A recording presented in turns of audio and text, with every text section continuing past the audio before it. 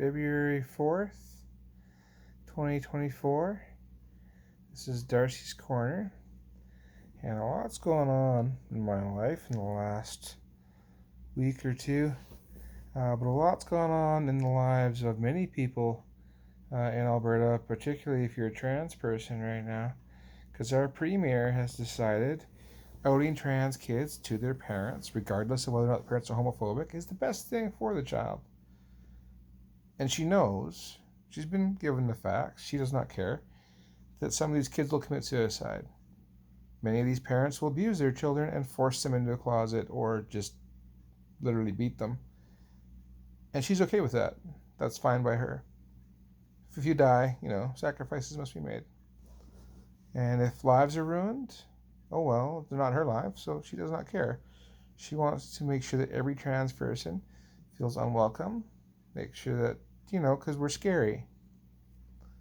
Right? The reason I sound like this, the reason I look like this, is because I am dealing with this in my 40s. You know why I didn't deal with this when I was 14? I have homophobic parents. Now, they've evolved some and they pretend not to be homophobic, and they're a little better than they were. At least one of them is. But the fact of the matter is, I come from a homophobic family. And that affected me so greatly. I didn't come out until I was 40. What chance does a 8-year-old or a 10-year-old have against their mom or their dad? Or whoever their guardian is, if they happen to be in a homophobic situation? Zero chance. Okay? You can't express this in a homophobic environment. It is such a sensitive subject. And I totally understand why these kids hide it. I understand why the adults hide it. Because even though you're an adult and you're in your 20s, well, if your parents are still pulling the purse strings, paying for college, or helping you buy that house or that car, maybe they won't help if they know you're different, right? It's not right or fair that so many people have such prejudice. But we can't do anything about that. We can't legislate homophobia out of your home. But apparently we can legislate homophobia into the classroom. Understand something. This is not a bug, it's a feature. She always intended to hurt LGBTQ people, the trans people in particular, because, we're disgusting, right? There's a reason that her best friend was that stupid pastor who outed her for trying to intervene on his behalf when he was being prosecuted for terrorist activities during that whole fiasco at the border. He was a big proponent of that. He's a God hates, F-bombs kind of person. That's the rhetoric he teaches at his church. That's the crap he invests in. And he's her best friend. At least on camera. It's disgusting. So I love Canada and I love Alberta. But our premier is trying to kill as many trans people as she can, or at least make their lives as miserable as possible. The reason I have so much of the problems I have right now is because I'm doing this at 40. Because I couldn't do it at 14. Because my family did not understand, did not care. Now, admittedly, at 14, I didn't know I was trans. I was protected from the queer life. And I didn't even know that trans people were a real thing. I had seen some stuff on TV, but I just always assumed that was fake. I didn't know it was real. Nobody explained to me the differences.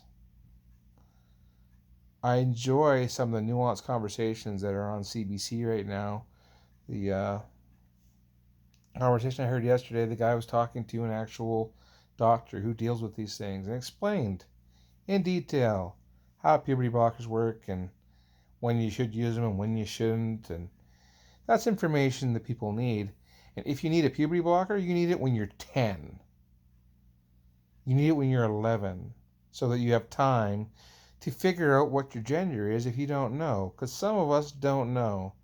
And it is not biology. It is not that simple. I'm non-binary. How did I figure that out? Through experimentation, through living my life. But I had to go through a process to do it. I would have much rather gone through that process when I was 10. They could have put me on puberty blockers. They could have put me in a dress, changed my hair. I would have developed differently. I would have learned how to speak differently. I would have learned how to walk differently. I would have learned the rules for being a woman in modern society at a very young age, which is when you want to learn those rules. But I didn't do those things when I was 10. So now in my 40s, I got to deal with the mess that has been left to me. Or I need to stop living. Those are my two options. I did not know it would come down to that when I was a kid. I didn't know it would come down to that when I was in my 30s and I was at a group support meeting. They're all talking about how they feel suicidal sometimes. I'm like, I don't know what you're talking about. Now I know. Now I get it. I wish this had been explained to me. The options, the choices. This is what this condition might be. This is how you figure out what to do with it. And this is what you can do to move your life forward the way you want it to be. I wish somebody had told me when I was 10, when I was 5, when I was 20. I wish somebody had told me what this was. Nobody did. But I was a kid in the 90s. Kids today have much more information available to them, and it's up to us to make sure that we give them the right information. Don't make them guess. Don't make them just bump around and hope they find the right thing.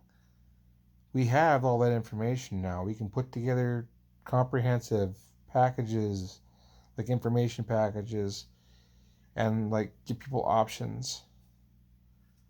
Well, let's do that. Everyone deserves a right to live their life as themselves. This is Darci's Corner.